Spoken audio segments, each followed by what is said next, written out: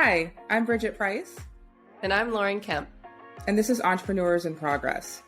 Entrepreneurship is part planning and part throwing everything at the wall to see what sticks. But once something does stick, how do you repeat it? That's where processes come into play. Having strong processes and systems is something younger entrepreneurs and businesses constantly struggle with. We tell ourselves there are bigger priorities, but there are those who refuse not to put process first. We're joined today by my husband, Marcus, who claims he's not a self-proclaimed process machine, but others proudly tout him as such, for a great conversation around utilizing processes and systems to successfully operate a business from the ground up. So let's get started. Hi, Boo. How you doing? Thanks so much for joining us, Marcus. It's so great because anyone who's listened to our podcast knows we talk about you and Brian all the time, probably every episode. So it's nice to have you join us for an episode, and Brian later in the season. So thanks again for being part of this. Glad to be here. So to jump in, Lauren and I have talked about processes throughout several episodes and the need, one, for processes and the struggle to not only develop them, but implement them. And they usually come at a time where we are struggling with an issue or something has escalated that has resulted in us needing to put out a fire. And we immediately tell ourselves or kick ourselves for not having a process in place when this issue arises. But then the question comes up of when are we going to implement it now that we've put out the fire? And we found that sometimes when you're a young entrepreneur or a newer one, you still don't fully follow through and execute on developing those processes. I know just working with you, Marcus, that this is something that you just refuse to not address. So before we jump in, I'd like you to share with our listeners your philosophy around business processes and the importance that every entrepreneur should place on it. Sure, certainly. Business processes are something that's required to scale. For all new businesses, you hope that you can make a few $100s, and then after you get past that milestone, you're looking to the thousands, tens of thousands, and then whatever's above that. But what a lot of new entrepreneurs need to understand is that what gets you from point A to point B isn't necessarily the same thing that gets you from point B to point C. So it's a little easier in the beginning to skirt processes because you're actually in a learning phase. And it's actually that phase where you're actually making those mistakes, where you should be making the mistakes and documenting those mistakes. And then that way, once you're at a space where you're trying to get from B to C, you actually have a compendium of written down things what works, what doesn't work. And that's the process. That's what helps in that right there. So why have you been so obsessed with processes? I'm really trying to get to that. Was there something that happened that, was a moment for you where you're like, never again? Because for as long as I've known you, I felt like you've always lived by this process-oriented type of mentality. And I'm not sure exactly where that came from, if it's just inherently you. Right. Let's see. I guess it might stem from being like a creative thinker. And I was always focused on trying to do several things at once, multiple different interests. Doing my rap thing, I was doing my art thing.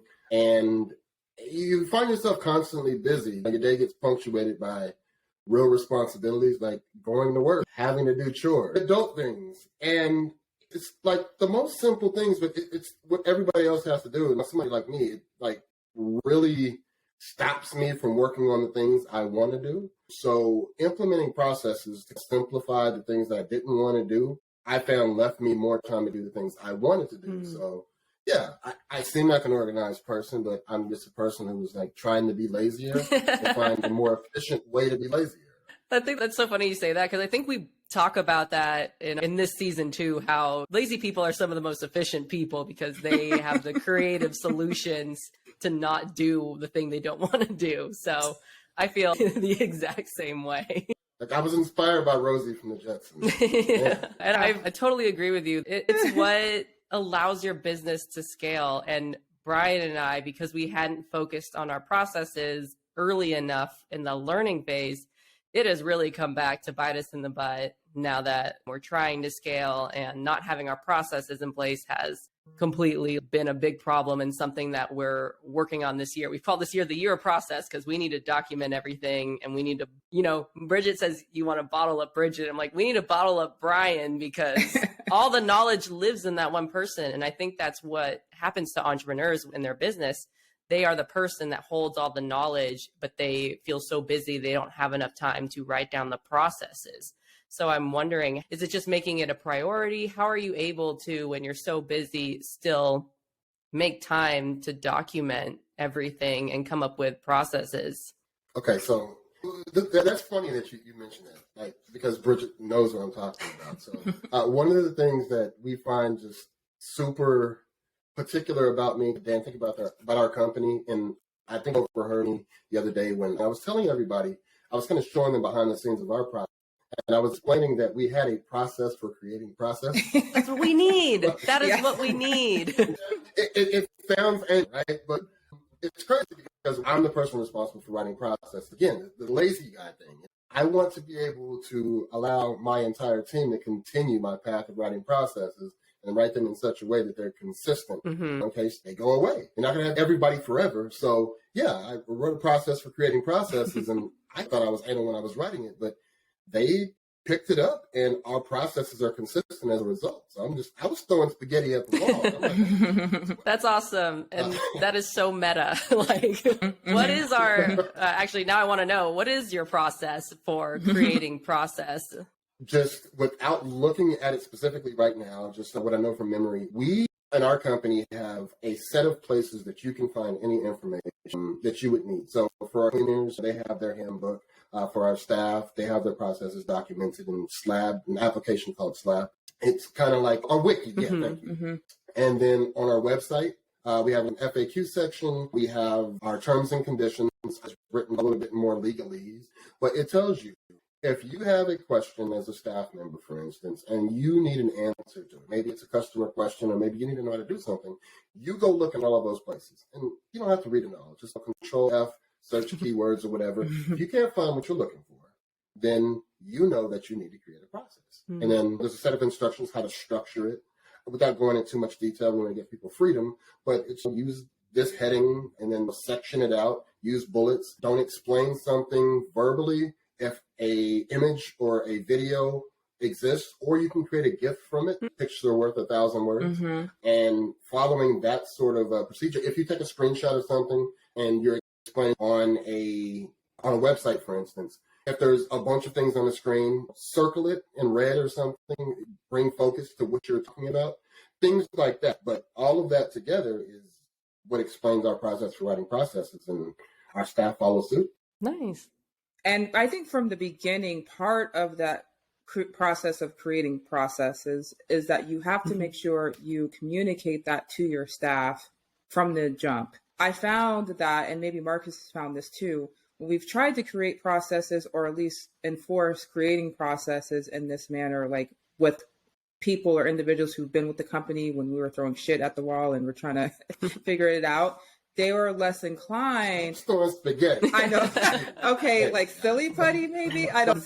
I was throwing glitter. That shit gets everywhere. But just trying to reinforce that to people who've been there with you from the very onset and they've seen your struggles. Sometimes it's harder for them to get on board with the process of creating a process because they too, we've technically tasked them to come up with solutions or things or immediate fixes that didn't require a process. So some people have gotten used to working in this kind of chaotic way, and they just don't want to get out of the routine and do something very structured. I think when you reinforce it, maybe even incentivize them to create those processes, you have something that just works on its own.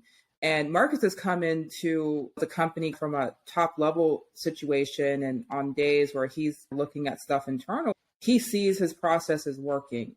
It excites him. He's like super happy that his processes are working. He's like, holy shit, like people are listening to me?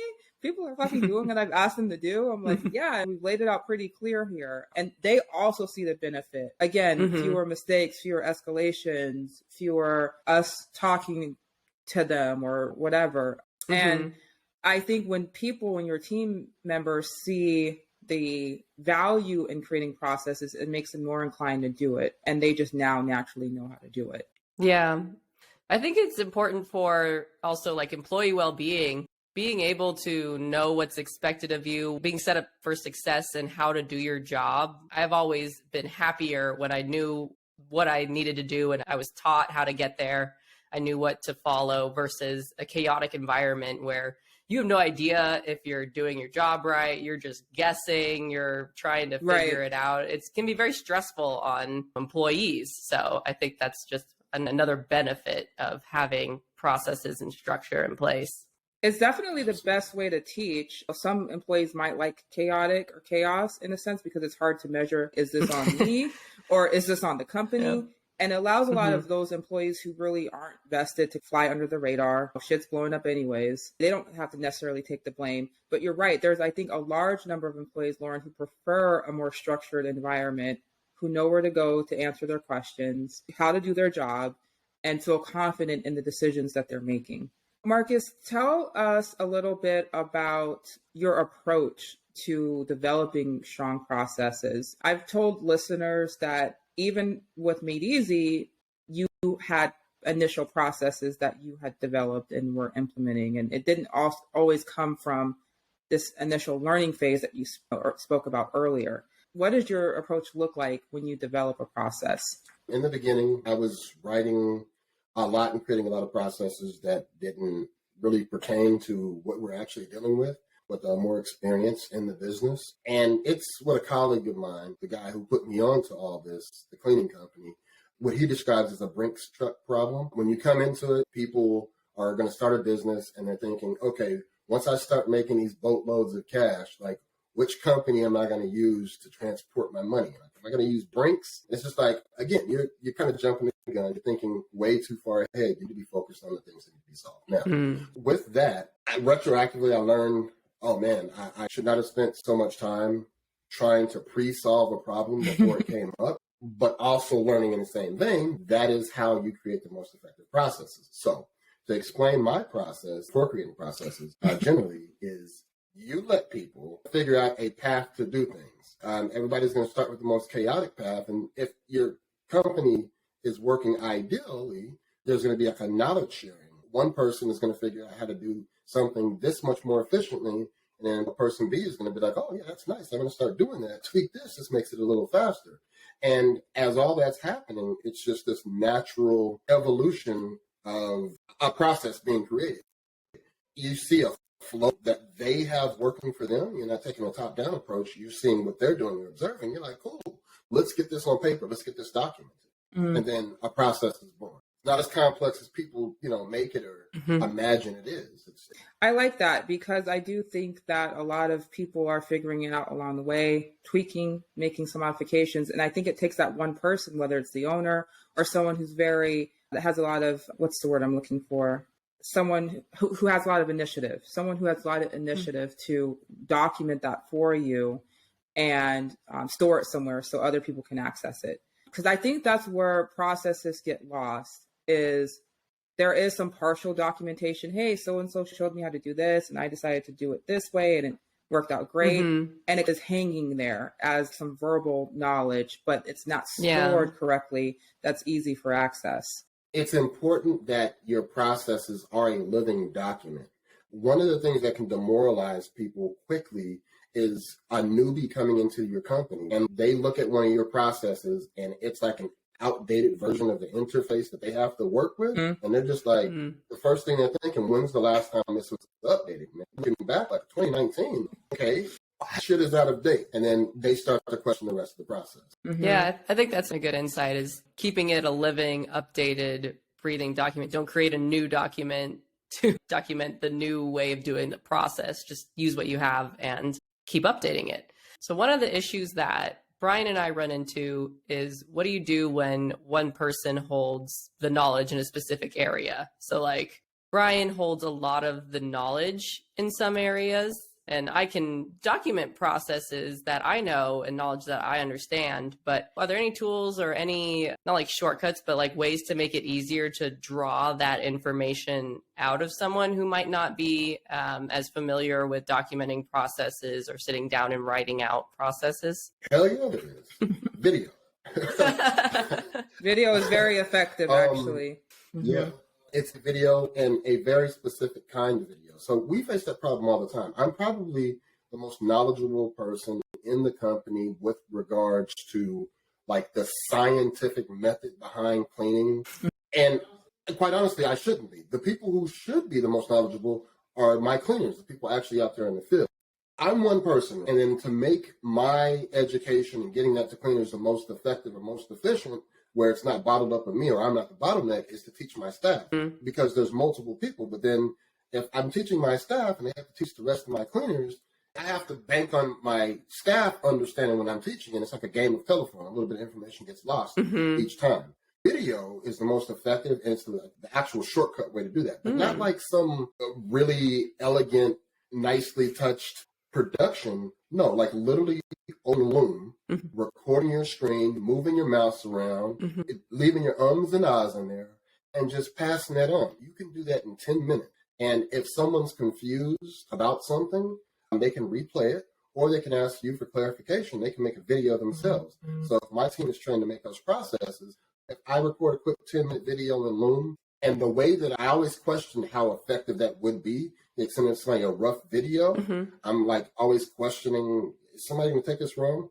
The way I learned it was super effective is with all of the overseas service providers I work with. On Upwork, on Fiverr, I'm talking to people in Bangladesh, Philippines, Israel, and there's some disconnect between idioms and language and understanding. But when they view those videos and they're suddenly, oh yeah, I completely understand the concept you're talking about, and then they deliver something and it's consistent with what I asked for, that's, in my mind, okay, I did was successful. So I'm just going to start recording videos for everything. Okay. That's so interesting. And I think that is like probably the preferred way for Brian to do that, because he's more of a talker, and it is so much faster than having to sit down and type it all out. And again, if somebody's going to make it pretty, that's what my staff is for. You can go ahead and outsource that. Yeah. Hey, here's a 10-minute video. You got my ums and ahs, me moving my mouse around the screen. Take this and make it production quality. Give it. Put some motion graphics. Put some pizzazz. Get that whiteboard with the icons and the animation. Logo.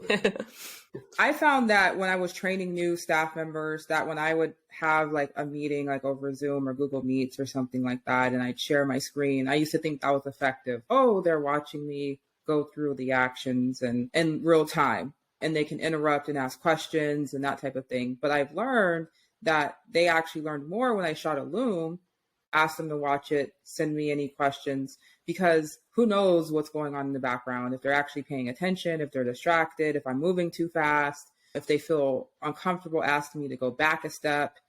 It has really helped with even our training, which in turn has reinforced a lot of our systems and processes and how we operate. Nice. Yeah. So I have another question. Are there any like books or podcasts or resources that you turn to help you when you came up with like processes or operations or anything like that? Or is this something that you just learned along the way and came up with your own system?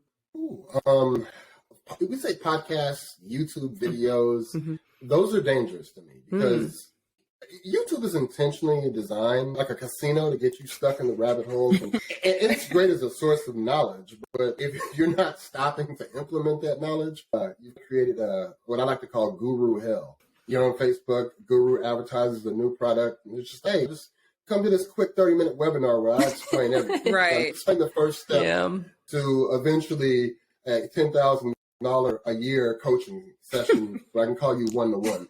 But yes, I picked up a lot from webinars. I picked up a lot from YouTube videos. As far as books are concerned, there are a few I probably read like long before I even started this Made Easy journey. I think Made to Stick, Freakonomics. And then I didn't even watch those. I listened to those as audiobooks on my long drives up to Cave Creek. When I had like a private graphic design client. It was like an hour-long drive. I'm like, perfect. I'm stuck in the one-on-one. But yeah, There are newer ones. I try to avoid the ones that I like to get a personal opinion. A lot of them, they tell me are fluff. It's like this guy spent 27 chapters explaining something that he could have put in a 10-minute video. But there are books like Traction, that's next on my list, that I've heard are really transformative to people's companies. And as a process person, I'm told that I'll probably really like it. Nice. Well, we'll have to look into that too. We need it. We desperately need it. Oh, Bridgett, it's going to be on the required company reading it. Listen to that. Brian was like, oh man, like I got to read this. I got to. No, I think Brian will be very interested in the video idea and just creating videos to answer questions and then having that be essentially our wiki instead of our approach currently has been writing it down step by step, because that is what helps me the most when I'm doing like an implementation, but it's not a fast way to get, you know, information out and done. I think writing is good for steps, like sequences that you should take for something, like you can write that out.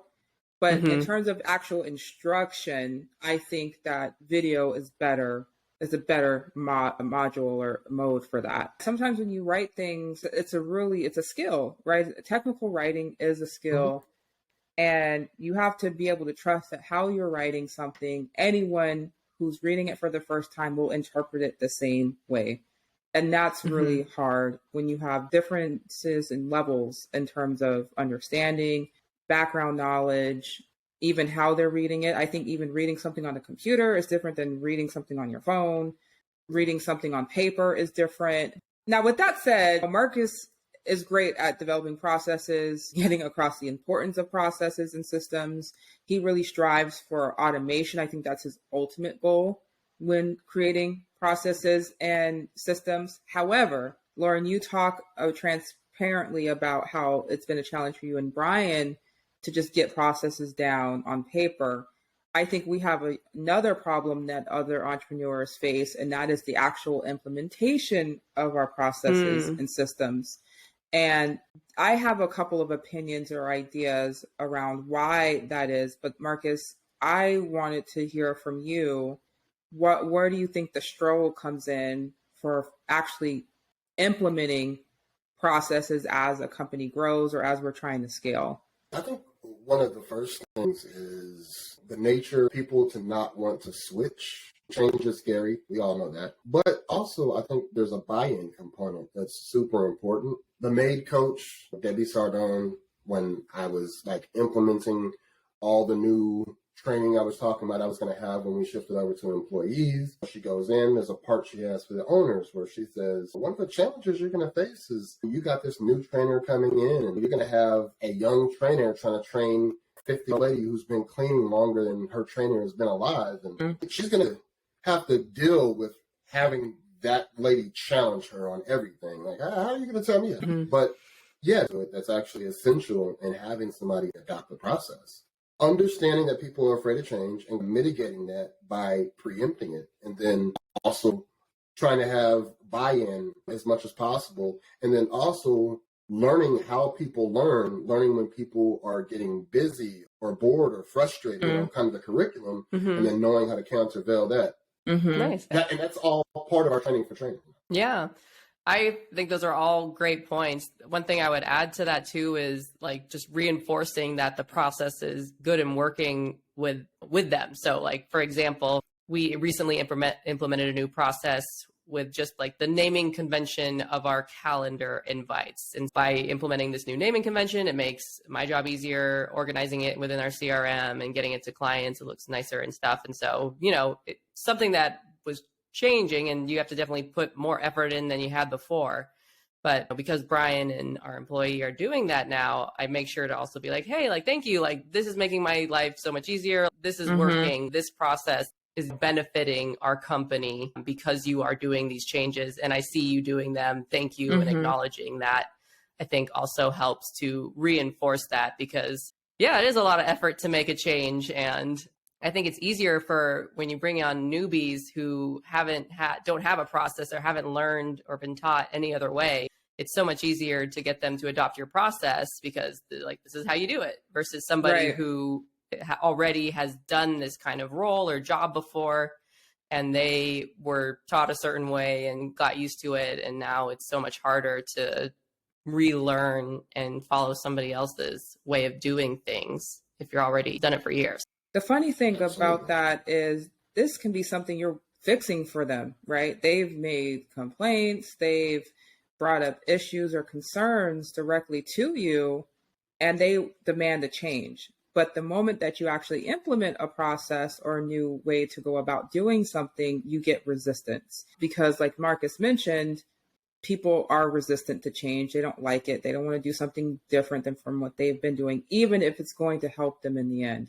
And me and Marcus, I would say inherently, we somewhat disagree on the approach to getting people to buy in. I'm all on board for incentivizing, typically through the form of some type of currency. And Marcus is like, you lay down or get down. That's it. And he leverages like bringing in new people, right, who already have an understanding of our new process because they don't know what we've done in the past.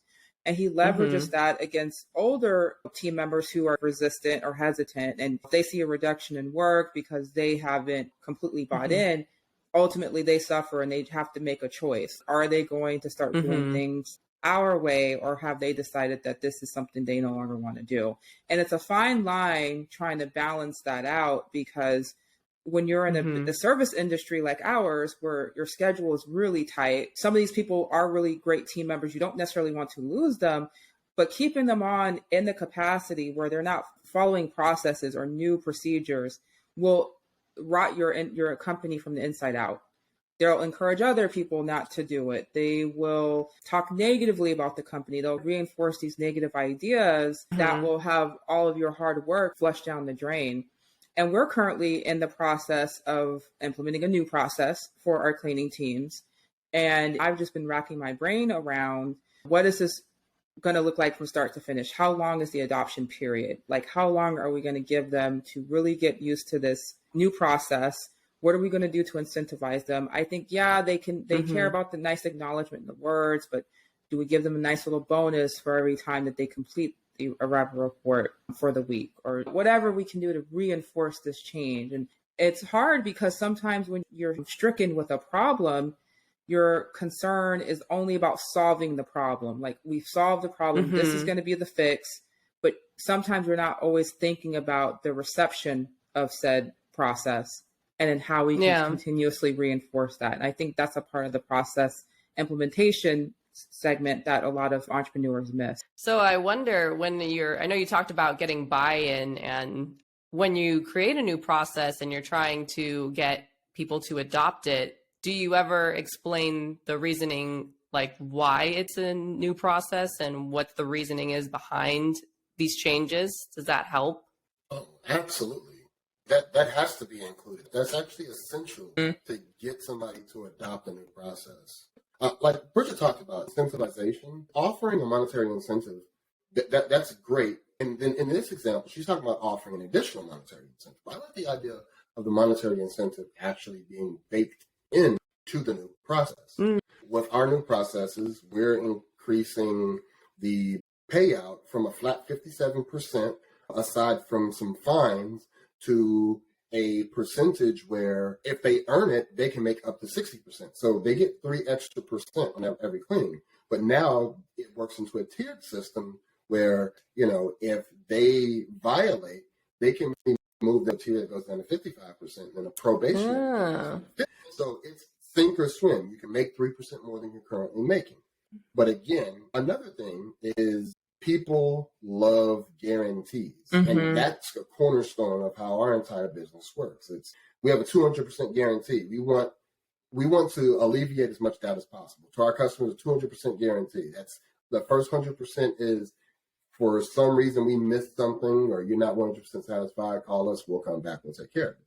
And then the second 100% is, if you're still not satisfied after we came back and we tried to make it right, then we'll give you 100% of your money. A lot of businesses come into any sort of venture always thinking the worst about humanity. If I offer such a generous guarantee, then everybody's going to take advantage of it. Why? Why would everybody take advantage of that? Hey, have you shopped at Nordstrom before? They'll take anything. Have you shopped at Amazon before? I'll take anything. And if memory serves me correctly, the CEO of one of those companies just flew in outer space and was like the richest person. I think the business model works. Mm-hmm. But if you apply that to incentivizing your team for implementing a new process, something that you could offer as far as a guarantee is like, I'll tell you what, you try this new process, we'll be tracking how much you would have earned otherwise on our pre-existing process. I guarantee you'll earn more.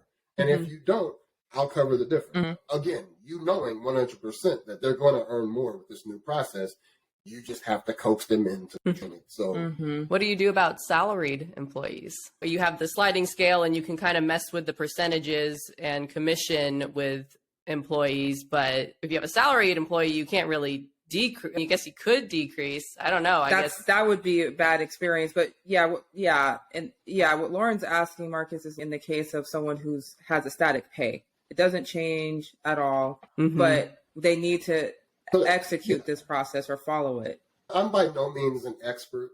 I know what works for our business, but when I was a W-2 at the last place I worked, they did have a bonus structure. You could earn up to 12%. So they had their KPI.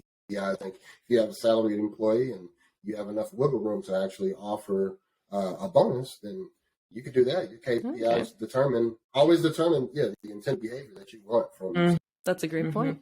And I'll say this too, and I think, Marcus, you bring up some good points, but this is my attempt to be lazy to a certain extent, is incentivizing at the forefront. So we could at least get 100% adoption in the beginning or close to, right? And less fighting or hesitancy around whether or not someone wants to do this. And that they know they're going to get some extra money just by following a process eventually it's going to make their lives easier. I'm lazy to the point where let me go ahead and bribe them into doing this. It's a temporary bribe because I know the payoff is going to be way more than what we are going to give them to fully adapt to this new process. And we can try to get the most out of that. My perspective on that, I know where you come from. I like to watch our bottom line very closely. So any extra percentage we're giving them, I'm like viewing that as taking that out of my own pocket. Yeah. I feel we're adequately generous already at 60% to get the lion's share, not to mention the bonuses for reviews. I'm like, should you really need incentive on top of it? A lot of our cleaning teams or cleaning professionals don't realize how generous 60% is in terms of the base pay of what we charge our customers. And that's because they don't understand business as a whole. They don't know what we're paying towards marketing each month. They don't know what we're paying towards our admin staff. They don't know what we're paying for infrastructure, supplies. They just have no idea. And so, and maybe they don't know what competitors are offering too. Yeah. Because they're comparing it to just what they could get anywhere. Why would they be concerned about what we're spending on anything else? As an employee, I'm like, I don't care, like how you manage your money and stuff. Like the only thing I care about is, am I getting paid, what I think my worth and value I bring to the business. So I definitely get that side. So it's not so much a comparison on what percentage it is out of the business. It's a comparison to what could I make somewhere else. That actually goes into our pricing structure as a whole, that the equivalent of 60% isn't some magic number. It's very specific. Yeah. So I was recently reading that Gravity Payments guy who made the news. Dan Price. Yeah. Yeah, minimum wage $70,000 for everybody. So I was just recently reading his operations manager, and she eventually made her way up. But he noticed before he promoted her, she had a McDonald's application or McDonald's process manual on her desk, and noticed she was trying to hide it. And he came to find out that she was actually moonlighting at McDonald's for extra income, and she'd been doing that for the past year and a half. And he was like, "Yeah, I'm paying the market rate above average, but not knowing what her unique circumstances was." So anyway, going through a conversation, how much she would need per year to, not have her work at McDonald's. And it was only $10,000 per year. So he increased her salary by more than $10,000. And then he noticed her performance, her KPIs went through the roof, and the performance was so stellar that she kept getting promoted. So when I think you guys talked about this in the podcast before, how we come up with our pricing. First thing, I don't look at what the minimum livable wages in my location. No, I go straight to the source. I go to Craigslist, care.com. What are the people on gigs? What are the cleaners who are independent cleaners asking for from the market. I noticed 4 years ago it was around like $20, $25, $30 an hour. Now it's about $35, $40 an hour. And these are people who are doing their own posting on Craigslist. They're doing the cleaning themselves. They're doing the billing themselves. They're interfacing with the customers themselves. Okay, if I pay you the equivalent and I take all the billing and the customer and the back end and I'll take off your desk and you can just focus on cleaning, then I'm giving you exactly what you asked for. And then that number, that $35, $45 an hour, and it's actually $40 an hour. The 45 we can get up to, that's icing on the cake. That 60% that we're offering gives them exactly what they're asking for. So we don't have to guess, don't have to look at the median income for our location. So at the bare minimum, I'm paying you what you're asking for, and I'm taking all the red tape off of your desk. What performance issues should I have? Yeah. Interesting way to look at it. Yeah. Yeah. And I think also with that being said, even with how we structure our pricing so we can pay our teams at this rate, I wonder too, is it just making sure we meet their needs financially? Is there personality types that will be more or less inclined to follow new processes and procedures, who are very rigid in that regard?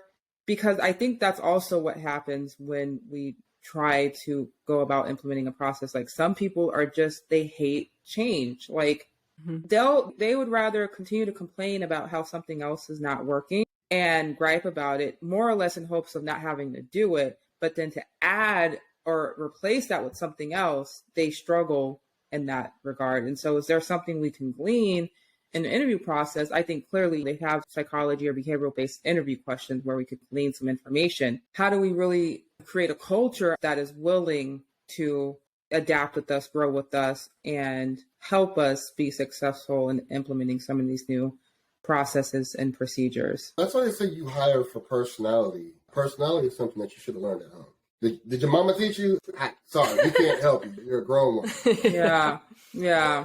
We can teach you technical skills, though. Right. Yeah, I think that's such an important part because it's touching on hiring too, because that personality, what their mindset is going to impact whether or not they adopt processes and go along with change and are open-minded to those changes and buy into what you're trying to do and accomplish, because there are definitely people who are not.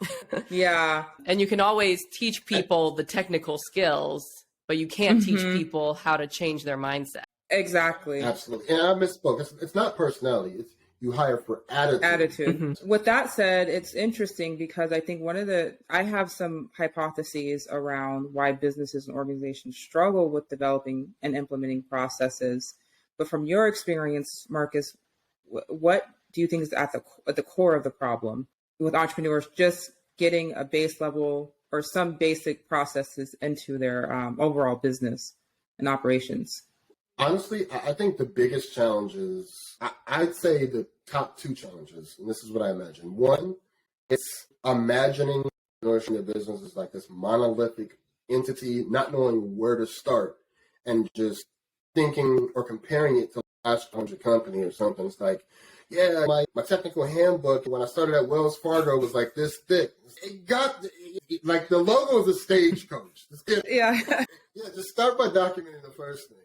And then also that ties into the complexity. Again, like you asked, what's the cheat code?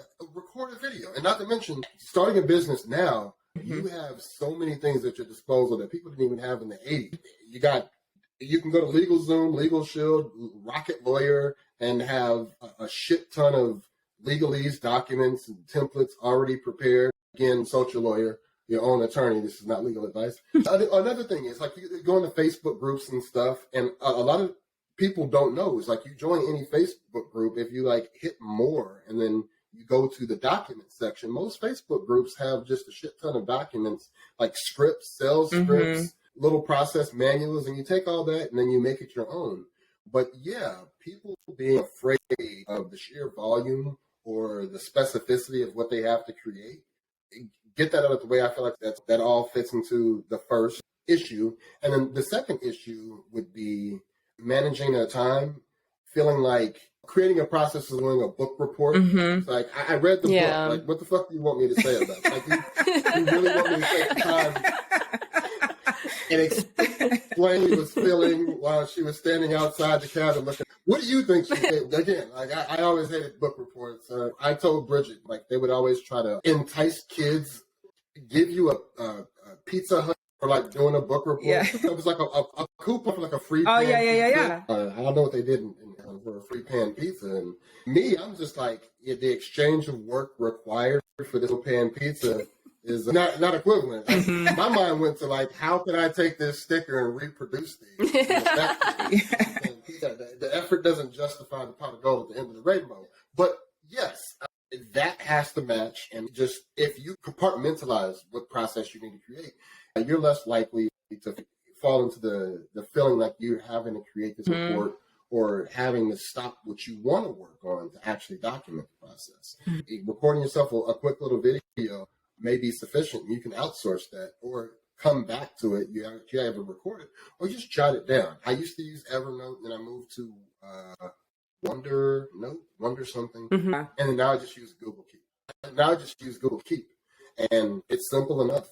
Nice. Those are all great suggestions. And I think you do speak to the core of what stops a lot of entrepreneurs from doing it is, if it can feel overwhelming and it can feel like it's not worth that time when you have so many other important things to do. So I think changing that mindset of, no, this is needed to scale. If you want to be efficient, if you want to work on the strategy and high level things that you want to work on, you need to have your processes and believe that it is worth your time and effort and that there is a way to do it quickly and efficiently and not feel just overwhelmed and bogged down by all of it. One of the traps I fall into is thinking that shit is really just a one-off situation. So I'm solving a problem and I don't think it's going to come up again. I'm like, oh, that was so random. Like, I don't, whatever. I don't need to share that knowledge. And the shit comes up again. I'm like, are you kidding me? I literally just dealt with this a week or so ago. Marcus and I will have conversations or meetings about some of these one-off situations or things. And you were like, shit, what was it that we did that last time? Or can you recall what was said, or can you recall how we went about it? And man, so many things have come into our brains in that time. Like it's all foggy. We can't remember shit. Or, oh my God, I don't know. We're trying to backtrack our steps and it's super hard. And sometimes it's just worth that 5 to 10 minutes to stop what you're doing after you solve that problem, at least note it or something, some important information around it so you can come back to it. But completely treating situations as one-offs, I think, can really be a dangerous game. And I think entrepreneurs feel forced to play that game because, again, they have competing priorities and they're trying to make the best use of their time. I think beyond the initial process development, when you're starting out as an entrepreneur or have a new business, is when you're scaling and when you're focusing on, as Marcus mentioned, not doing the same things that you did to get from point A to B, from B to C. And that is making sure that there aren't people on the inside who will try to poke holes in your processes to avoid doing them or skirting them, poisoning the company from the inside. And then, again, I think the best way to circumvent that is thinking about the culture you create and how you effectively communicate. And I think this is where internal communications or experience comes into play. How frequently are you checking in with your teams? What does that process look like? How are you soliciting feedback from them? How are you tracking the feedback? How are you following up on the feedback? Are you just letting things hang or by the wayside? Because I think that when you are getting to a place where you're scaling and you're trying to implement processes with existing team members, you have to think about the challenges that exist beyond your pupil stage, because you have new problems that you have to consider when you're implementing a new process or policy. Absolutely. And that ties into what I was saying about when I loosely tested a process. I made a recording. I had somebody on the other side of the confirm to me with the delivery that they understood what I recorded. So that spoke to how effective the process was. Verifying knowledge is something that you want to do that's essential. So just testing. It doesn't have to be an entire math final. But if you record a video, say this is employee training or something, at the end of a module, a couple of multiple choice, you're testing the knowledge, and that also lets you know how effectively you are explaining the concepts. If people are stumped, if everybody's stumped, that's a you problem. If 1 or 2 people are stumped, that's okay, this works. And say 10% of the people are failing and 90% are succeeding, then it follows the regular Gaussian distribution. 80% of the people are regular, 10% of the people are exceptional, and then 10% of the people are abject failures. Not to cast any aspersion on anybody, but yeah, if 90% of the people are confused after your video, then you need to go fix them. I want to ask you, Marcus, a final question before we sign off here. In your experience, based off of your love for processes and how much you value systems. Second only to you. Right. Oh, thanks. Yeah. Okay.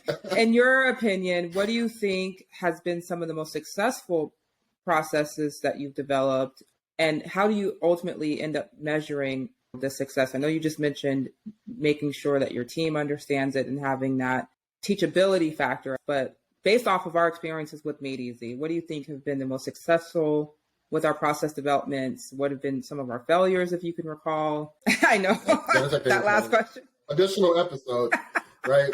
The failure. Seriously. But yeah, no, we already touched on that earlier. Like the most successful process would probably be the process for creating processes. And that and how our staff operate as a whole. Like every time I come in Slab and I see how much new content has been added, how much content has been modified, I get in Slab to see who are the most voracious readers, who are the most proficient authors, and like just consistently throughout the week, I'm seeing that. And then I'm seeing it's being consumed. I'm seeing it's being used in practice. The spam numbers, I'm learning new issues with customers, and I'm like actually seeing solutions being developed and engineered and then worked into processes themselves. Every time I pop in, it's this self-powered machine that is able to run without me. And I'm like, okay, it doesn't get more successful than that. Yeah. That's awesome. Yeah, it does feel good. Yeah, Even you saying that, it makes me feel like I'm slacking because I'm like, fuck, when was the last time I went through Slab? Added something. So I always tell Bridgett, I don't know if you've talked about it in the podcast. I always talk about Gladiator. Lauren, you watch Gladiator? No. No? Okay. For all of the listeners who watch Gladiator, it's a story about Maximus Decimus Meridius, and he's a general of the Roman army. And the enemy is Commodus, played by Joaquin Phoenix. Maximus is Russell Crowe. Whatever. Caesar happens to be the enemy in this movie. And he becomes jealous of Maximus, the general, because he has the favor of the Roman people. He has the favor and control of the Roman army. And again, this is Caesar. This is the highest position in Rome, jealous of the general because he has the power, although he doesn't want the power, to control Rome at his own whim. He could snap a finger and everybody's going to do what he says. In our business, Bridgett is Maximus. She's the general. Our girls, our staff, they follow Bridgett. I think Bridgett has far more influence on getting them to do what needs to be done than I do. I personally have a problem with that. Bridgett, obviously, she's meek, but I'm going to give her the due credit. It doesn't work without her. Thanks, Boo. And especially, of course, and especially I've mentioned her service.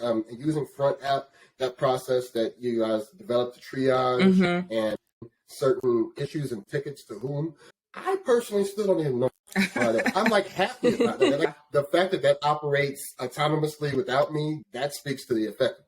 That ticketing system is pretty strong. I love it myself. It's awesome because things get resolved quickly and everyone's kept in the loop. But you found Front. Hey, look, a tool is only as effective as the people who use it. I'm sure there's a proper adage in there. I fuck up adages all the time, so that sounded correct.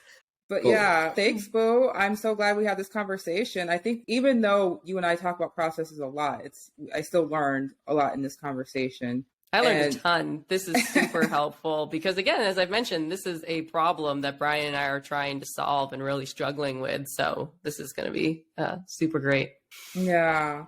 I keep telling Marcus he should start, sharing more information on like process development and stuff because he's done so much of the legwork and I've come around. I'm a believer. I'm moving away from doing to just having others do it. And the best way to do that is through process. I know I talked about being lazy and that being like my motivating factor, but if you think about it as a benefit for our staff and for any business, kind of a cornerstone to longevity with your company, because no one's going to be with you forever.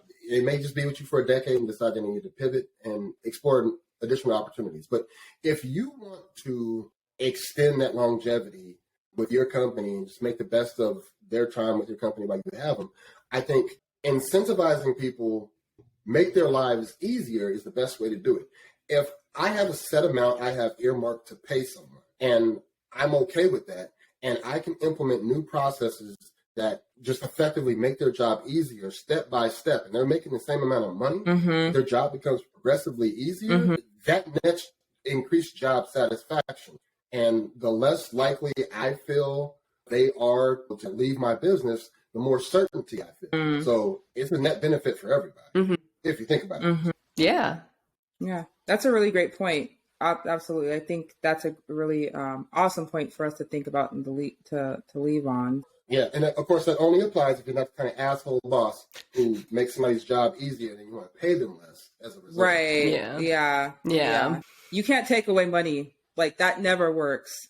And no one's ever going to feel like you're doing them a favor. I hired a robot, now I'm paying you less. People would actually go out of their way to do the manual labor or whatever to keep earning what they want to earn versus making less for doing less. Like that just does not work.